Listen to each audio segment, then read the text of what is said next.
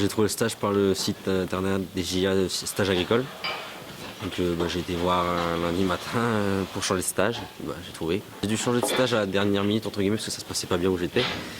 Et du coup j'ai été voir, j'ai regardé les fermes qui m'intéressaient. J'ai commencé par celle de Cédric et puis c'était bon. Je siège au niveau du conseil d'administration des JA22, donc j'ai impliqué indirectement dans ce stage agricole. Donc j'ai trouvé cohérent de m'y inscrire pour démarrer le nombre d'exploitations répertoriées et pour accueillir des stagiaires. Hier j'étais stagiaire, demain j'aurai besoin de salariés, il faut former les futurs exploitants, les futurs salariés, nos futurs voisins, donc je trouvais ça cohérent de m'y inscrire.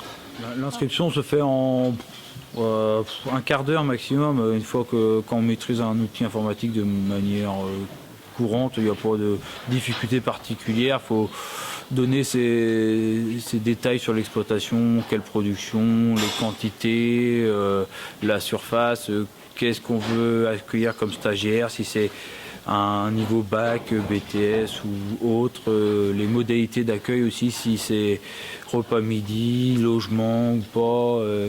Donc c'est relativement simple à faire pour nous, a priori pour les stagiaires c'est relativement simple, intuitif aussi, donc il n'y a pas de mauvais retour pour l'instant sur les stagiaires qui m'ont contacté ou potentiels stagiaires, je n'ai pas eu de mauvais retour au vu des informations que je leur ai demandées. Il est assez ludique, c'est facile, il n'y a pas besoin de s'inscrire forcément, on peut, c'est bien aussi. Mais pas besoin de s'inscrire obligatoirement, on y va, on clique où on veut, on cherche, faut aller voir un peu partout, c'est très simple, c'est pas complexe. Moi je voulais du polyculture élevage, donc de la culture et de l'élevage. Ici il y avait tout ce qu'il fallait, assez d'hectares pour que ça m'intéresse. Le système, c'est un système que je veux pour mon futur ressembler à ça.